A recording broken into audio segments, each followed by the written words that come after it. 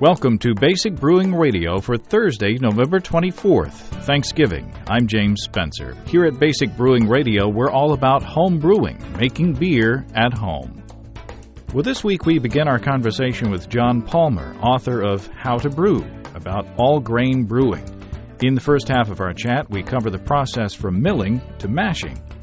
Well, this is Thanksgiving week here in the United States, and I want to take the opportunity to say thanks to everyone who supports this podcast, whether you're listening on a regular basis, telling your friends about the show, writing in with suggestions, or going so far as to support us financially through a purchase. This program would not exist without you. So, thanks, everybody. This is the 20th episode, can you believe it? And time has just flown by. As we say around here in Northwest Arkansas, we appreciate you. Now, let's take a look at some of the mail we've gotten this week. We got a note from a listener in Salt Lake City, Utah, who wants to remain anonymous. He says it's a Class B misdemeanor to brew without a license in Utah, and apparently they don't issue homebrew licenses, so, he's laying low. This brewer says he started brewing in Rhode Island about 10 years ago, but gave it up after about a year because his family didn't like the smell of brewing. Now, I kind of went through that when my wife was pregnant. She didn't like strong smells of any kind. Anyway, he says he moved to Salt Lake City recently and was inspired by a homebrewing neighbor to take the hobby back up. We're glad to hear you're brewing again. Well, I'm going to say thanks to Terry in Kobe, Japan, another place with strict homebrewing laws. Terry was kind enough to offer some help to another listener in Japan who wants to get into homebrewing. Bob in Gifu, Japan, wrote asking to get in touch with Terry, whose letter we read on last week's show, because Bob was having trouble finding products and information specific to brewing in Japan. He says he's lived in Japan for the past 15 years and misses tasting the home brews and the craft brews that we and our buddies at Craft Beer Radio talk about. From what I understand, Terry is giving Bob advice, and I hope Bob will be tasting some good homebrew of his own soon. As Terry says, we brewers have to stick together, and I agree with that. We have some advice from Ted in West Covina, California, on how to avoid bottle bombs. Ted says he learned from more experienced brewers that the way to avoid exploding bottles, given a complete fermentation, of course, which is very important, is to make a syrup of priming sugar and water, boil it for 5 minutes, then pour it into the bottom of a bottling bucket that has been flooded with CO2. By racking the beer on top of the syrup, it ensures a more homogeneous mixture. Additionally, Ted says he floods with CO2 again after racking and uses a sanitized spoon to stir lightly before bottling. Ted says he uses a small hand dispenser that's designed to pressure corny kegs to dispense his CO2. He says the hand dispenser uses those small CO2 cartridges that he says he can get about 25 of them for $12. He says one cartridge is enough for a 5 to 6.5 gallon carboy. Well, that's an interesting solution if you're worried about oxidizing your beer when you rack into a bottling bucket. The CO2 is heavier than air, so it would stay in the bucket pretty much and displace any oxygen that's in there.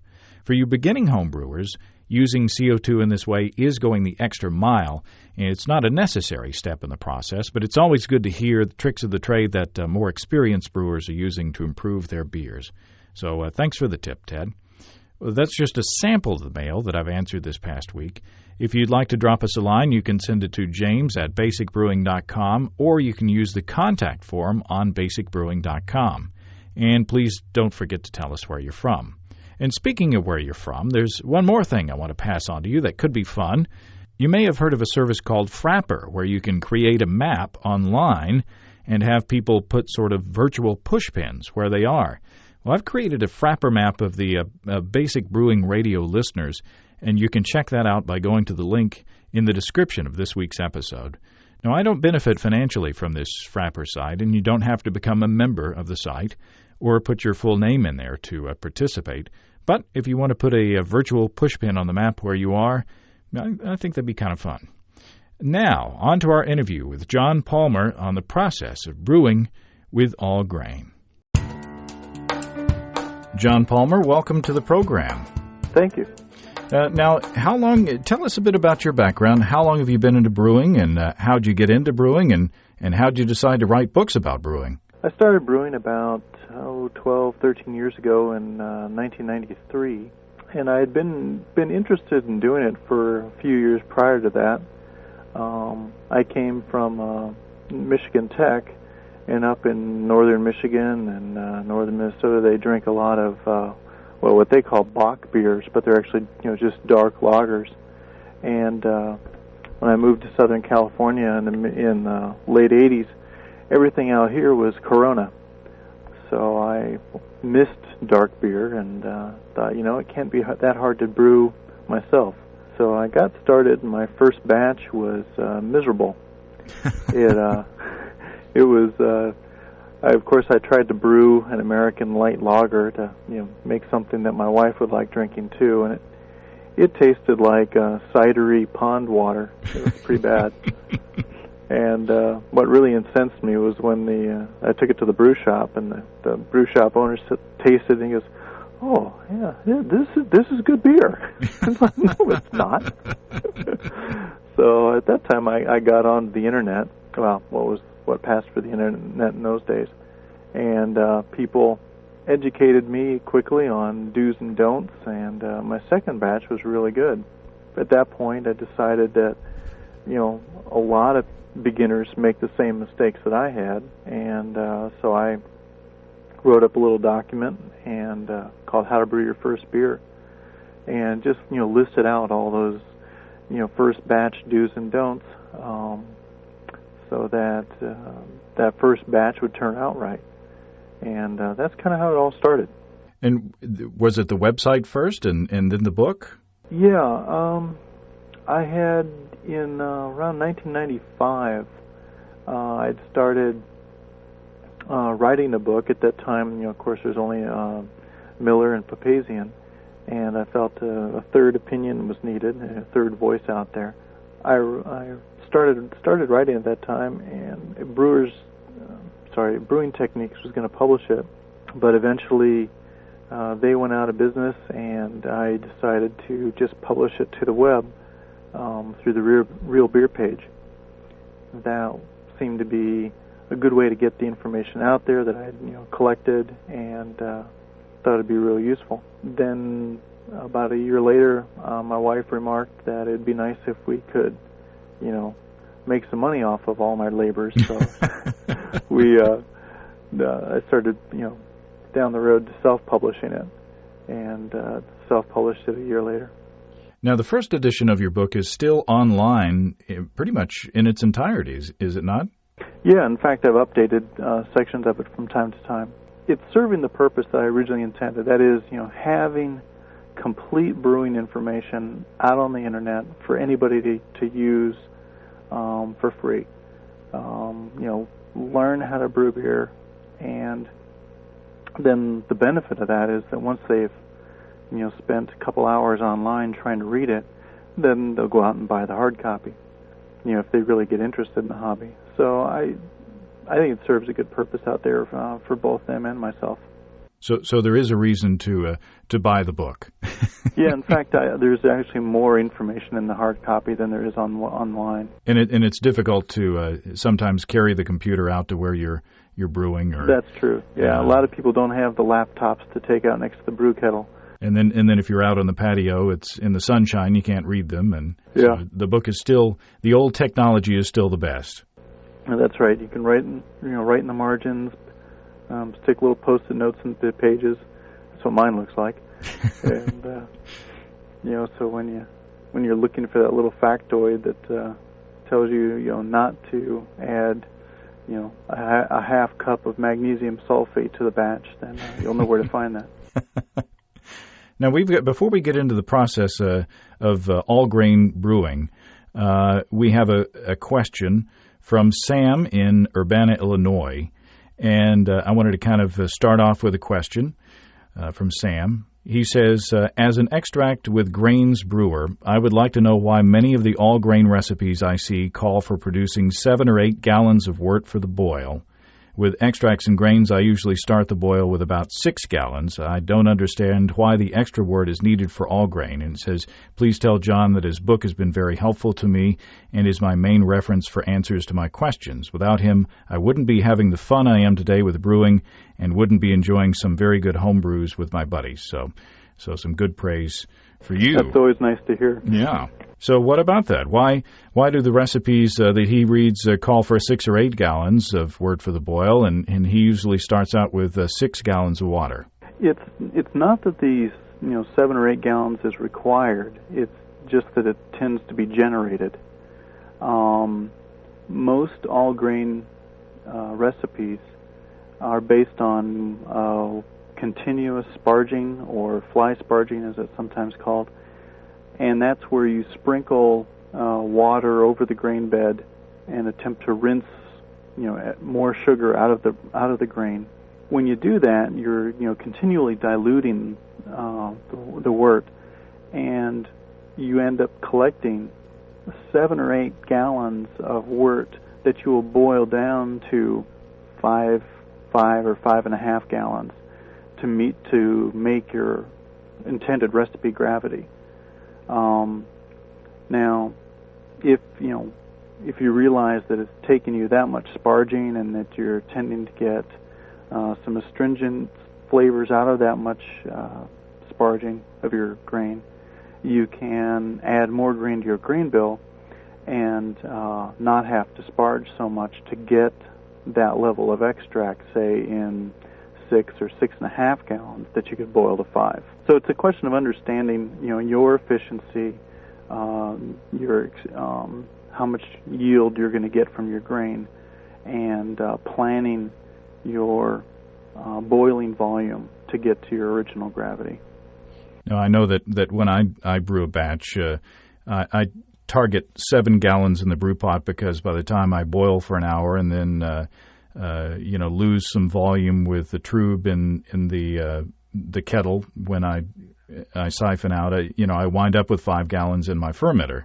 Now, he says that he starts off with 6 gallons of water, and that's before he adds his extract in. So he's also adding volume to his wort with the extract, is he not? Probably, yeah. Depending, he didn't say. Well, I don't think whether he was using liquid or dry.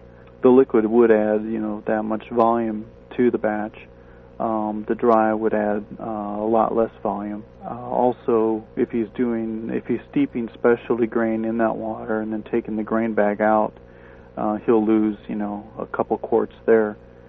So I have a feeling by the time, depending on what his ingredients, by the time he's done, he's probably hitting, 5.5 gallons going into his fermenter, and to end up with 5 gallons that's bottled or kegged. And that's what I always try to aim for too. I was, like you, I try to end up with about 5.5 to 6 gallons going into the fermenter, so that when I'm done fermenting and racking it to a Cornelius keg, I get a full Cornelius keg. Yeah, it's always, you want to get as many beers as possible out of that. That's right. Out of that brew. Yeah, sometimes I over budget, and I'll have a little bit of leftover wort, in the boiling kettle, and it's just painful to pour that out.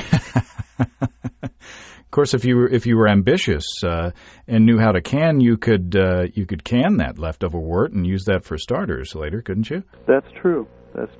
Now, let's talk about all grain. First of all, if I'm an extract brewer and I've heard about all grain and I want to learn more, why would I want to go into all grain brewing? What are the advantages to an all grain brew? There's a couple. One of the biggest differences between extract brewing and all grain brewing is that when you are doing the mash and planning the recipe, you have a lot more control over the fermentability of the wort than you do when you buy an extract kit or use, extract and specialty grains to create a recipe. Because with extract, the extract producer has determined the fermentability beforehand. And so I've talked to several extract producers over the last couple of years, and some of them deliberately produce their extract to be higher in dextrins, higher, less fermentable. And that practice goes back to the fact that so many beer kits used to be 1 can of extract to which you would add a couple pounds of table sugar, which has ferments very dry, ferments completely. So by blending the two, the kit would come out with the correct finishing gravity for a typical beer, somewhere between 1005 and 1010. So with a typical extract, then you would get a beer with more body, and if you wanted a beer that was more alcohol content and kind of a lighter body beer. Yeah, something more, say something more like a Newcastle, a lighter bodied beer that you may be more used to drinking. The all malt beer would come out a little bit heavier than that. So, but if you do that recipe in all grain, then you can tailor your mash and your enzymes to produce a very fermentable wort that will finish exactly like the commercial beer you're trying to emulate. Now, it seems to me, and I don't know if it's my imagination or not, and I think Bob Hansen thinks it's my imagination, but I think that, and I've brewed some really good extract brews over the years. Yep, me too.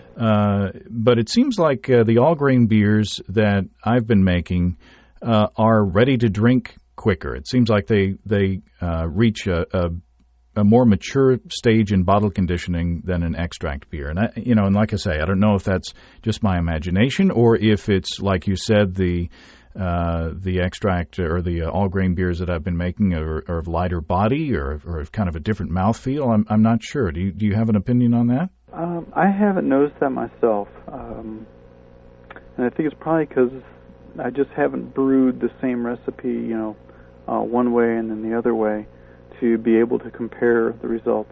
I'm one of those brewers and cooks that can't do anything the same way twice.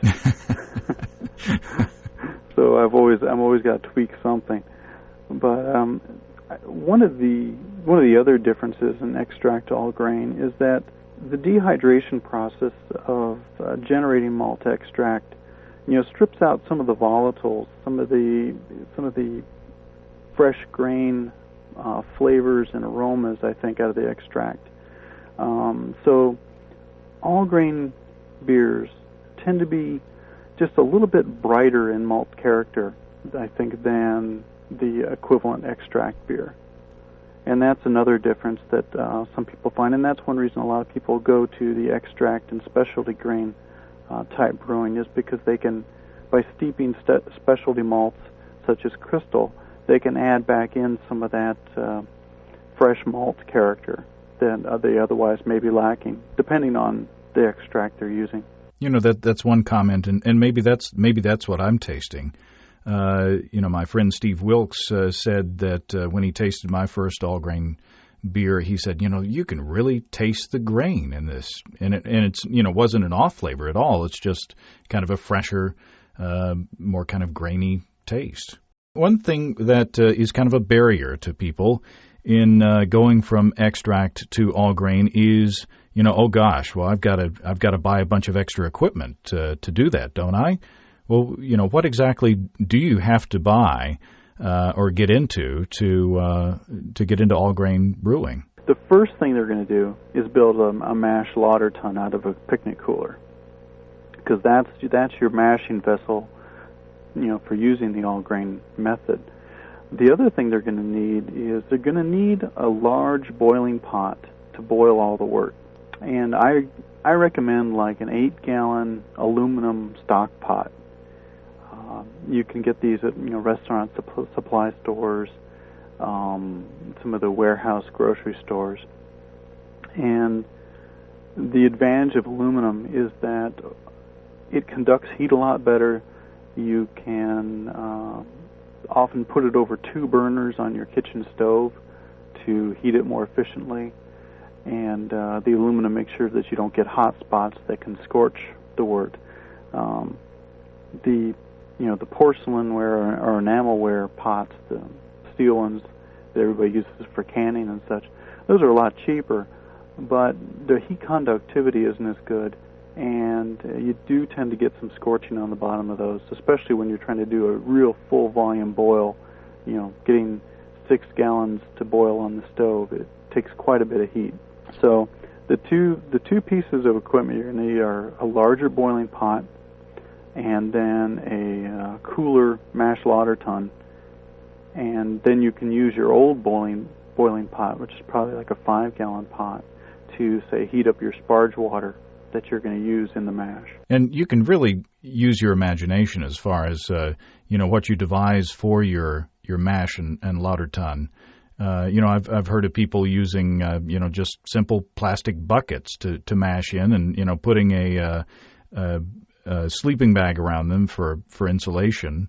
And then I think it was in Papazian's book where he used one bucket inside another with the holes poked in the bottom for the lauter tun. Was that Papazian's book that he showed that? Yeah. The what was called the ZAPAP lauter tun system. 2 5-gallon buckets inside each other, and the inner bucket being drilled with lots of holes. That works pretty well. I mean, that's what we'd call a false bottom system. It works quite well for lautering your grain. The only drawback to it is that the volume isn't terribly large, and which limits the gravity of the wort you can generate. It tends to lose heat during the mash because it's not well insulated. Thus the sleeping bag arrangement. You can definitely spend almost as little money as you want, or as much money as you want to get That's true. to get a system nowadays. You can spend maybe $100, or you can spend a few $1,000s getting an all-grain system set up. Yeah, you could really go hog wild with some of the large brewing sculpture systems that are available. Converted kegs and propane burners, and temperature controls and pumps and so on. I prefer to use the 10-gallon beverage cooler system, where you take a Gott beverage cooler, put a false bottom or a manifold inside, and take advantage of the little spigot hole they have in those to run the hose out, and that makes a very effective lauter tun. And the insulation of the cooler helps you hold the mash temperature during the hour that you're conducting the mash. Now, explain the purpose of the false bottom, and talk about the grain bed and how it gets built and what its purpose is. Your malt bill, your various malts that you use to make the beer, are crushed, and you strive to keep the husks of the barley intact. You don't want to get those ground up, and those husks help form a filter bed in the mash. And also, since they are insoluble, the mash doesn't turn to paste. It is still water permeable, and that allows the wort to flow out of the grain, and so you can collect the wort after the mash is done. False bottom is like the ZAPAP system, where you have a layer, or a plastic layer, a metal layer that's full of holes. And all that really does is just support the grain over the true bottom of the cooler, and then you have your outlet hose underneath that false bottom, and that way you can draw off clear wort from the mash. You can also use slotted pipe manifolds; those are very effective, and also like bazooka screens, which is our stainless steel screen that's been rolled into a tube, or you can use the stainless steel braid from washing machine hoses. Cut the ends off, slip that braid off, and then rig up some clamps to use that screen as your straining device. The grain bed itself is what forms the filter. It's not the false bottom or the braid or the screen that is actually doing the filtering. It's the grain bed itself and those husks that are forming the actual filter bed. The false bottom and such just keeps the two separated as you're drawing off your wort. And that's why it's important to get a really good mill or a really good grind on your grains, and not to you can either mill it too little or you can mill it too much, right? That's right. Everybody used to use Corona mills, which is like a corn grinding mill for making cornmeal. Those are the kind of the silver-looking ones with the handle that you crank and you kind of clamp them on your kitchen table or whatever? Yes, that's right. Those are the ones, and they use counter-rotating discs to actually grind the grain, which is not what you want to do. You want to crush the grain, preferably between two rollers or a roller and a flat plate, so that you don't shred the husk. You want that husk to be as intact as possible, maybe just split in half, so that you keep your grain bed permeable to water and you can get good fluid flow through it, and that allows you to lauter and rinse the wort from the grain very effectively. Now, what's going on in the mash? I mean, we've got our base malts, and then we've got our specialty malts. So maybe we should start there and talk about what base malts are, and then what specialty malts are. Specialty malts are the crystal malts, the roasted malts that you use for color and flavor, or extra flavor. Base malts are what forms the basis of the beer. Those malts supply, 75 to 90% of your fermentable sugar, and they also supply all the enzymes that are used to convert the starches in the malt to sugars. They're kind of the muscle of the mash, I think we've said before. That's right. Yeah, Bob Hansen gave a real nice discussion of malts and the different kinds. I listened to that podcast myself from your show. And the base malts, supply most of the fermentables to making the beer. Crystal malt supplies some extra sweetness, some caramel flavors. You have kilned malts such as Vienna malt and Munich malt, biscuit malt, that provide some toasty flavors, some biscuit-like flavors that accent the malt character. And then you have the roasted malts such as chocolate malt and roast barley that provide, the heavy roast, the strong coffee-like flavors to stouts and so on. So you can really get some complexity in so as Ray Daniel says, in designing your own beer and using all these different specialty malts and using the different kinds of base malts that are out there to get these really complex and different flavors. Yeah, and I think that's the real allure of all grain brewing, is that you can combine all these different malts, on a whim. You can say, I want to make a beer that has 5 or 6 different malts in it. I'm looking for a lot of complexity. You can make all those decisions that's a little bit harder to make when you're brewing with extract, because someone's made most of those decisions for you. So all grain brewing allows you to be really creative in creating the beer. And as we've said on the podcast before, if you are an extract brewer and you're happy with the extract that you're getting, there's nothing wrong with that. That's right. But if you want a bit more flexibility, if you want to experiment a little more, all grain is going to give you that flexibility that you don't have with extracts. That's right. It's flexibility, creativity, and also a lot more time. I find that I tend to, these days I brew about half extract and half all grain, because many times I'm looking for an everyday drinking beer, fairly simple beer, and I want to be able to brew that and get it in the fermenter within a couple hours, so I can, get back to the rest of my weekend with chores and birthday parties and whatnot. There's always stuff going on the weekends these days. Your brew day, I found that my brew day, when I do an all grain batch as opposed to an extract batch, it about doubles.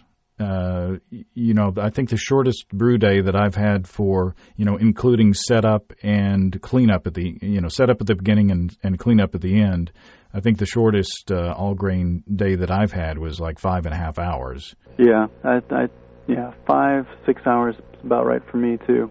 And a lot of that time is just necessary. There's nothing that you can do, because there are, those times that you've got to let the process work, and there's just no way to hurry that up. That's right. Yeah, you're waiting for the mash, or you're conducting the sparge, or you're heating water, and when you're doing a full volume boil of say 6-7 gallons, that takes quite a while to get up to a boil. Yeah, even if you've got the the turbo propane powered outdoor burner, it still takes a while to get up to boil. You mentioned mashing, and let's talk about mashing. There are three basic theories of mashing. There's infusion mashing and step mashing, and then decoction mashing. This is a hotly debated topic. Which mash method is the best is a question that's often asked, and it isn't so much a matter of which is best or better than another one. There's been an evolution in brewing techniques. 100 years ago, malts were not modified so well as they are today. And by modified, I mean that when the malt is actually made by the maltster in the malting house, and that is the barley is steeped in water and drained and allowed to germinate for several days.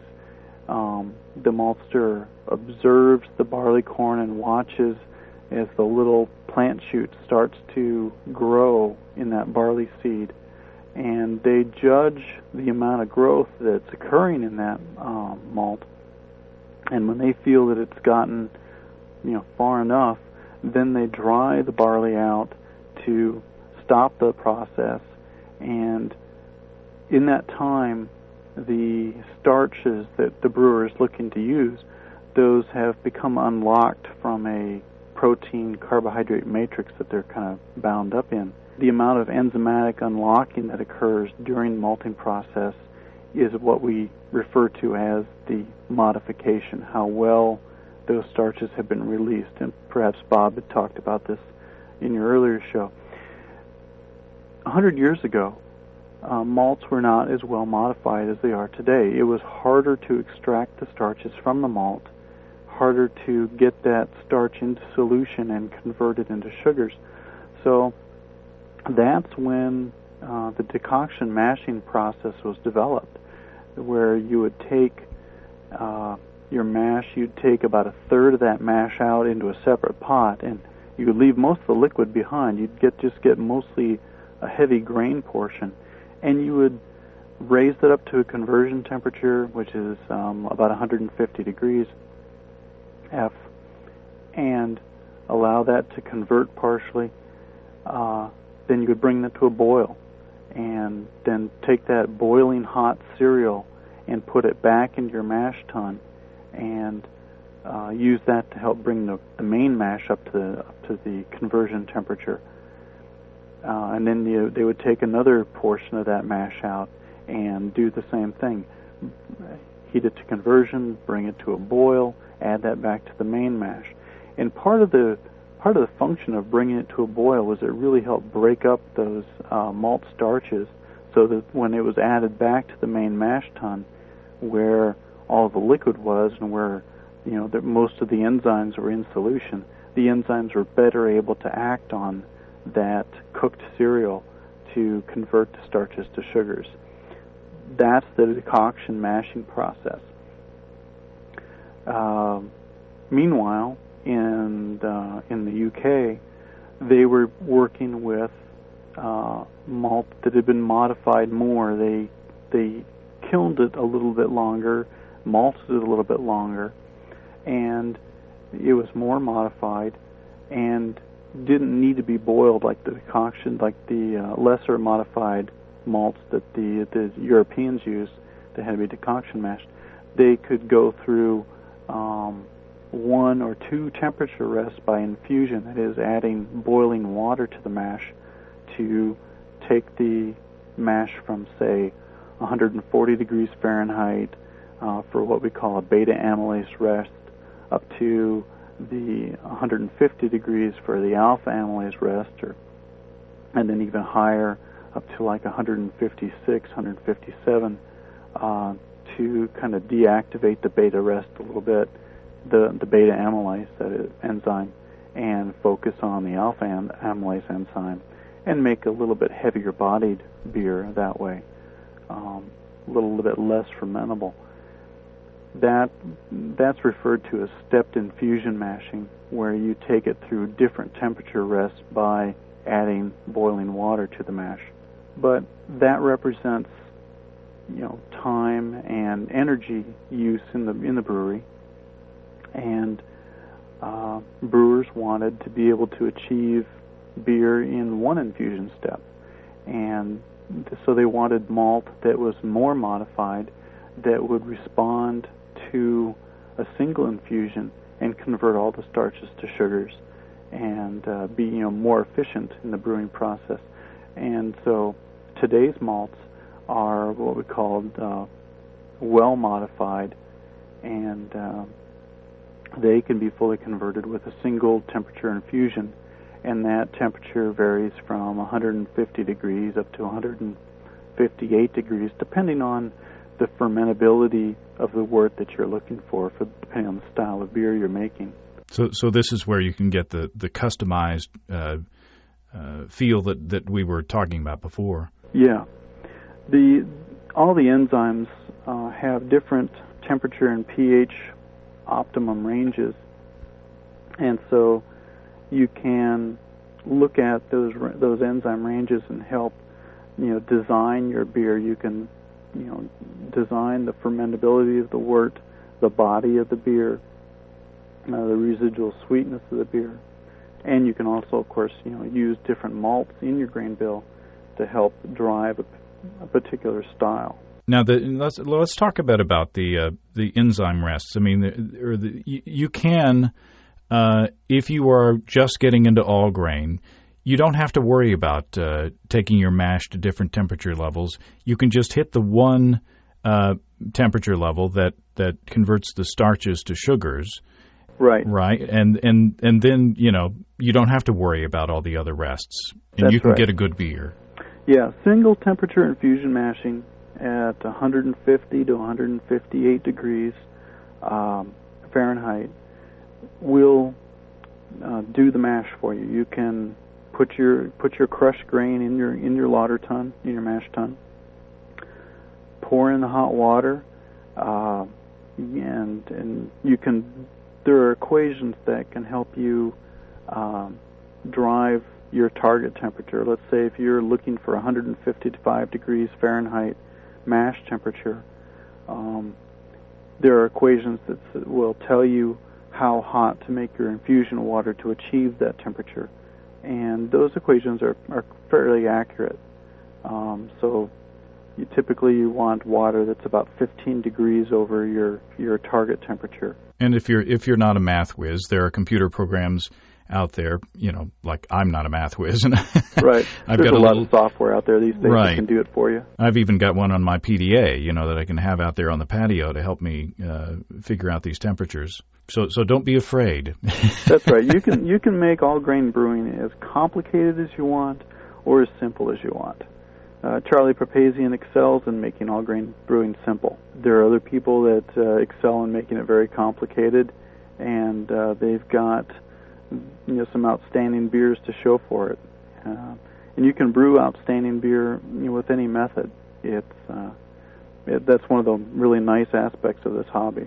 Now talk about why would you want to go from a single infusion rest to a multiple temperature mash? Depending on the style of beer you're making. Say a wheat beer. A wheat beer. You might need a protein rest with a wheat beer. That's right.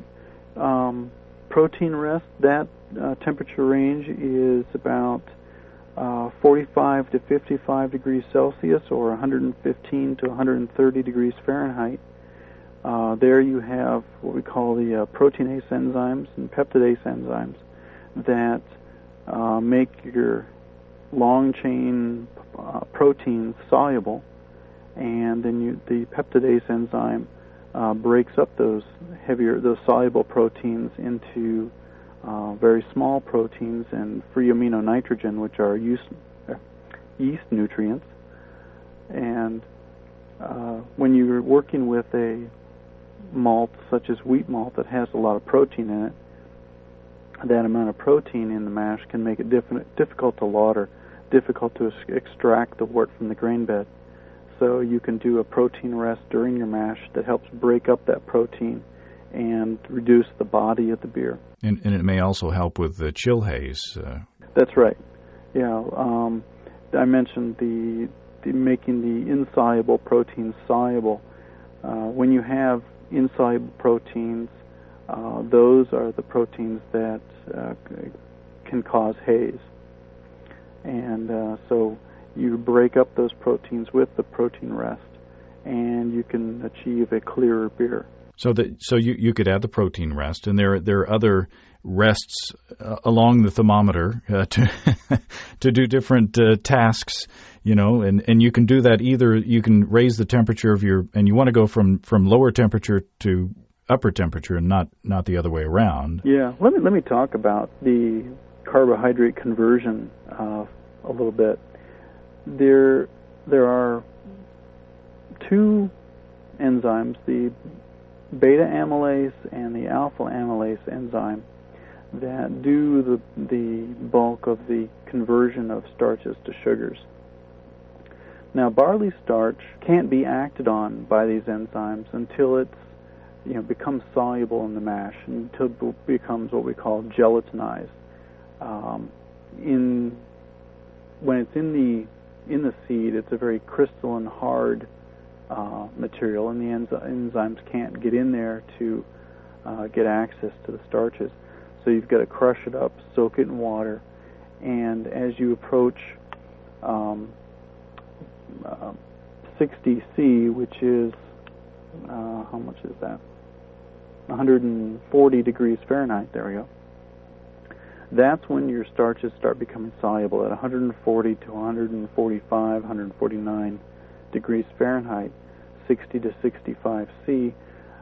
That's when those starches are accessible by the enzymes, and that's when you start getting the starch to sugar conversion. Beta amylase makes up the maltose sugars, that is a small fermentable sugar that's composed of two glucose molecules, and that sugar is the bulk of the wort. 75% of your fermentable sugar is maltose. Alpha amylase breaks up some of the larger starch chains and allows the beta amylase greater access to make the highly fermentable maltose.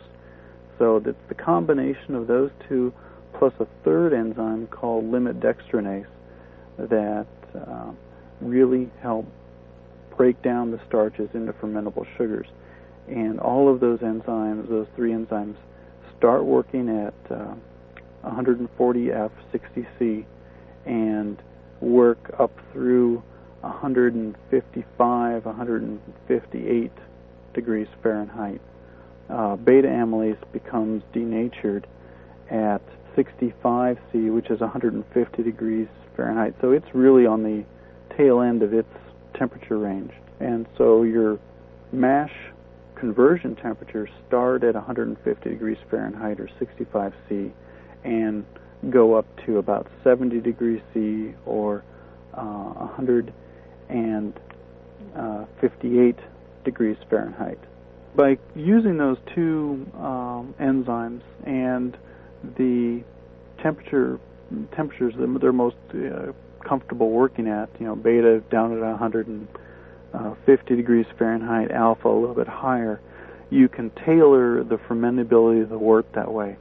A lower mash temperature of 150 F will make a very highly fermentable beer, a very light-bodied beer. A higher mash temperature of 155, 157 Fahrenheit will make a more dextrinous, less fermentable, little heavier bodied beer. And that's another benefit of all grain brewing, is that you can tailor the fermentability of your wort that way. Well, you can read the entire first edition of John's book at howtobrew.com. Well, next week we carry on our conversation with lautering and how pH affects brewing with all grain. Well, if you have brewing questions, show suggestions, or just want to say hey, write to james@basicbrewing.com or just fill out the contact form on basicbrewing.com. And don't forget to tell us where you're from. And if you're wanting to get into home brewing for the first time, while you're on our site, you can check out our DVD, Basic Brewing, Introduction to Extract Home Brewing. We'll walk you through the process step by step. You can see a listing of the fine folks across the country who sell our DVD, and if there isn't a vendor in your area, you can order it from us online. Well, that's all until next week. Until then, thanks for listening. I'm James Spencer. Production help for Basic Brewing Radio and our website is provided by Kelly Dodson. Basic Brewing Radio is a production of Active Voicing. We'll talk to you next time. Happy Thanksgiving, everybody.